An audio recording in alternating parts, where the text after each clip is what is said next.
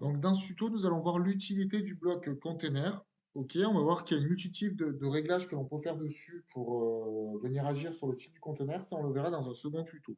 Ok, donc au départ, pour l'utilité, regardez, on va ajouter un container. Donc, je sélectionne bien ici. J'appuie sur Entrée pour faire apparaître le petit plus en dessous. Je clique sur plus, ajouter un bloc, tout parcourir. Et on sait que le conteneur ou le conteneur, en français, c'est un bloc Spectra qui est en bleu. OK, donc je sélectionne mon conteneur. Et l'intérêt de ce conteneur, c'est qu'il va me permettre de personnaliser ma ligne, soit de ne pas la diviser en colonnes, donc je choisirai la première option, soit de le diviser en un certain nombre de colonnes pour venir mettre côte à côte, ou l'un en dessous de l'autre, certains éléments. Donc pour rester dans la simplicité, ce que je vais faire, c'est que je vais me servir du conteneur, je vais diviser ma ligne en deux colonnes. OK, parfait. Donc j'ai bien mes deux plus qui apparaissent, donc je peux ajouter maintenant deux blocs. OK.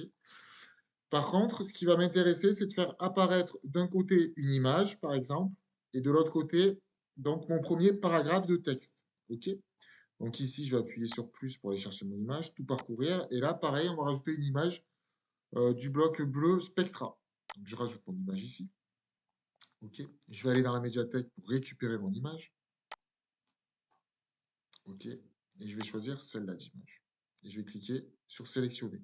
Par contre, je ne le montre pas ici parce que je le montre dans un autre tuto. Quand vous allez construire vos pages et quand on vous demande de créer du contenu, pensez bien pour le référencement naturel et gagner du temps à remplir chaque champ de cette image. Le texte alternatif, le titre, la légende et la description. Je vous ai fait un tuto pour ça. Voilà. Donc ça, il faut le faire impérativement pour chaque image quand vous allez faire votre référencement naturel et surtout pour ne pas perdre de points le jour de l'examen. Il faut que ça devienne un réflexe. Ici, je clique sur sélectionner, j'ai mis mon image en place. OK, je clique sur enregistrer.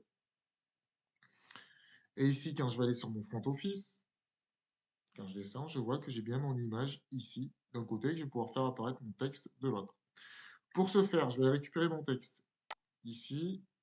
Et donc, ça va être mon premier paragraphe. Donc, je reviens ici, hop, sur mon back-office.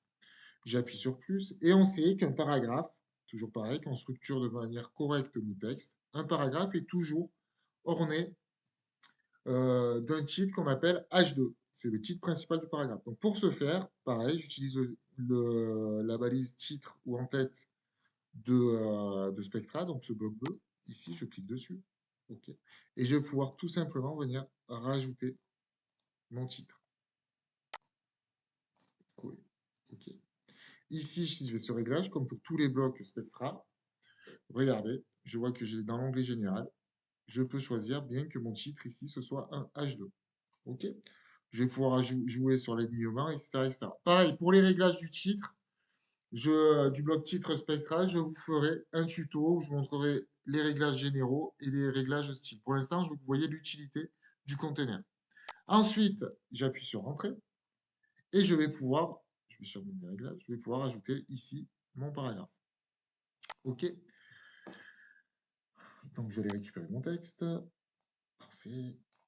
Hop, hop. Je reviens, pardon, ici et je vais venir coller mon paragraphe. Et je vais cliquer sur enregistrer. OK. Et donc là, j'ai bien une bonne structure. Je commence à avoir une structure intéressante sur ma page pour mon contenu. N'oubliez pas que je peux également noter sur ça. J'ai bien un titre H1, une introduction. OK. Et mon premier paragraphe qui commence avec mon titre H2 et mon paragraphe. OK. Donc ici, on a une accroche pour attirer et capter l'attention. OK. Et ici, on a un paragraphe qui permet de mettre en avant l'intérêt de mon entreprise qui est Moulin Victor et donc l'intérêt de mes huiles d'olive et quelles solutions elles apportent à ma cible et donc à mon audience et donc à mon persona. Donc maintenant que notre paragraphe est en place, regardez, on va pouvoir regarder visuellement ce que ça donne sur notre front office. Et donc, on voit qu'on a une image qui illustre parfaitement notre paragraphe et que visuellement, c'est sympa et que le conteneur nous a permis de mettre côte à côte mon paragraphe et mon image pour quelque chose d'un petit peu plus sympa visuellement. Voilà, c'est tout pour ce tuto. Merci.